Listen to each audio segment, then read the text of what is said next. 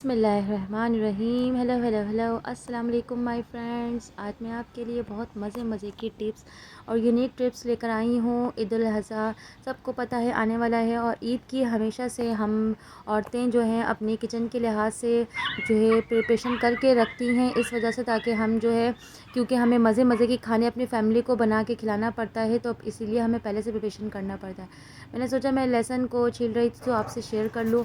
कुछ सेकंड के लिए मैंने लहसुन को इस तरह रख दिया लहसुन के ऊपर, और देखिए झटापट जो है वो फ़ौरन जो है उसकी स्किन जो है वो लहसुन के ऊपर से हट गई है। तो ईज़िली जो है स्किन जो है इसकी हट गई है, और समझे मिनटों में, सेकंड में भी नहीं, कुछ कुछ लम्हे में झटपट ही हमारे ये लहसुन जो है छिल गया, और मेरे लिए आसानी हो गई। यकीन करें पहले मैं जो है, जब मुझे ये सब आइडियाज़ नहीं आते थे, तो मैं एक एक घंटा जो है, जब अपनी सास की शागिर्दे में थी तो एक एक घंटा बैठ के छिलते रहती थी, क्योंकि उस वक्त मैं लर्निंग प्रोसेस में थी, तो मेरा आइडिया नहीं था।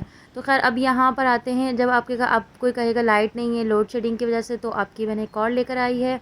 जैसे ही आप लहसुन लेकर आएँ तो आप उसको कम से कम 4 से 5 घंटे के लिए पानी में डिप करके छोड़ दें, और लहसुन अच्छा खासा बिल्कुल सॉफ्ट हो जाएगा। मेरे एक हाथ में कैमरा है तो एक दूसरे हाथ से मैंने जो है ज़रा सा मसला है, और देखिए ये स्किन उतर गई।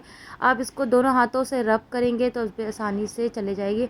और यहाँ पर मैं लीमू लेकर आई थी, 2 दिन हो गए थे, एवन के लीमू भी सख्त है, तो मैंने नीम गर्म पानी में जो है, नीम गर्म पानी जो मैंने डाल दिया लीमू में, लीमू हो गए सॉफ्ट, और बहुत ही आसानी से मेरे लीमू निकल गए, जूस निकल गए, क्योंकि इसकी जूस की बहुत ज़रूरत होती है। अफ़गानी बोटी और हमारे बिहारी बोटी जो है पे ये लीमू छिड़क के खाते हैं, बहुत मज़ा आता है।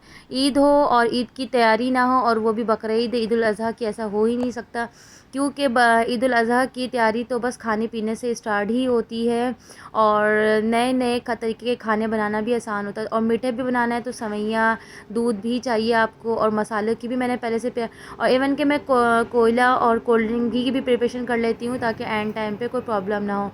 टमाटर का पेस्ट भी, बिरयानी बना लिया, पुलाव बना लिया, ये कलेजी बना ली। कलेजी तो वैसे मुश्किल है क्योंकि कुर्बानी हमारे घर नहीं हो रही है, तो फिर भी कोई भी चीज़ बनाने के लिए मैंने पेस्ट को फ्रीज़र कर दिया। और यहाँ पर आते हैं लहसुन को। लहसुन को मैंने फ्रिज में नहीं रखना, तो लहसुन को मैंने बगैर पानी के पेस्ट बनाना है। तो बगैर पानी के पेस्ट वो कैसे बनेगा, वो इसलिए बनेगा, इसमें हमने थोड़ा सा पकवान तेल डाल दिया, फिर उसके बाद जो हमने बहुत अच्छे तरीके से इसको ब्लेंड कर लिया, और ये ब्लेंड हो गया। और मैंने इसको बाहर रखना है, फ्रिज में नहीं रखना, और चाहती हूँ कि काफ़ी टाइम तक ये स्टोर हो जाए, बाहर ही सेफ़ रहे, कोई ख़राबी ना आए। तो मैंने हाफ़ कप जो है इसमें कुकिंग ऑयल डाल दिया। अब यकीन करें मेरा जो है कहीं नहीं जाना ख़राब हो जाए। और यहाँ पर पुलाव के लिए और कुछ खड़े मसाले की भी ज़रूरत पड़ती है, तो मुझे, अगर मैं फ्रिज में रखती हूँ तो ब्लैक ब्लैक सा निशान आ जाता है, तो इसको लहसुन के साबित जवे को सेव करने के लिए आप इसमें पकवान तेल 3 स्पून और जो है माइनर सा नमक डाल दें। चले जी आते हैं, आप यहाँ पर गोश्त की कटाई, यकीन करें मेरे अच्छे से अच्छे छुरी भी ख़राब हो जाते हैं गोश्त काटने की वजह से। तो एनी टाइम आपके घर में चीज़ें होने अवेलेबल, अगर आपके घर में सिलबट्टा है तो आप उससे रब करें, और अगर सिलबट्टा नहीं है तो मार्बल का कप सबके घर में अवेलेबल होता है, तो आप मार्बल के कप से अपनी छुरी को तेज़ कर सकते हैं। अमूमन पत्थर जो है आप ढूंढो तो मार्केट में पत्थर मिल के नहीं देता। तो मुझे जो है ये मेरे प्याज और लहसुन को चॉप करने में मेरी बहुत ज़्यादा हेल्प करता है, तो मुझे इसको भी शार्प करके रखना है। तो मैंने केचप लिया और केचप से झामे से इसकी रगड़ाई कर दी। बिलीव मी ये शार्प हो जाता है, और मैं ये एक नहीं काफ़ी टाइम से ऐसा काम करते हुए आ रही हूँ, यकीन करें। ये इस जो है मैंने इस 2 साल हो गए माशाल्लाह से। अब यहाँ पर ब्लैक पेपर मुझे ज़रूरी, ये सब स्पाइसेस मुझे ज़रूरी होता है ग्राइंड करके, क्योंकि ब्लैक पेपर हमारे यहाँ, अफ़गानी बोटी हमारे यहाँ, सॉरी बिहारी बोटी बहुत ज़्यादा खाई जाती है, जिसमें नमक, ब्लैक पेपर और दही डाल के उसको मैरिनेट करके पकाते हैं, बहुत मस्ट है। तो फिर उसके बाद साबित ज़ीरा भी मसाले के लिए बहुत ज़रूरी है, क्योंकि ये सब मसाले अगर आप पीस के ना रखो एंड टाइम पे बहुत ज़्यादा प्रॉब्लम होती है।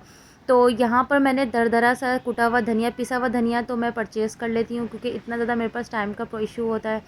तो यहाँ पर जो है ब्लैक पेपर जो है मैं ख़ुद इसलिए पीसती हूँ क्योंकि थोड़ा सा मुझे प्रॉब्लम लगता है, हालांकि पिसा हुआ धनिया मेरे हस्बैंड चक्की से पिसवाते हैं।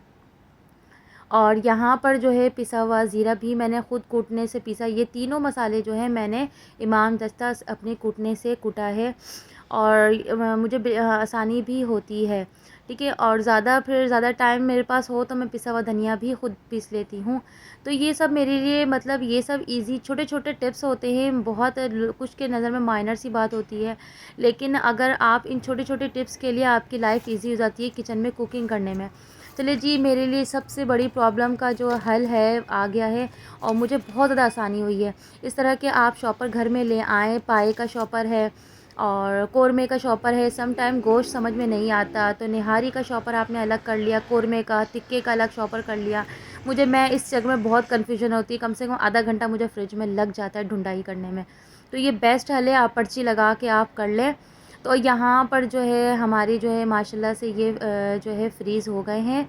अब जो है हमने फ्रीज़ करना है और प्लीज़ मेरे चैनल को लाइक शेयर सब्सक्राइब करना नहीं भूलिए।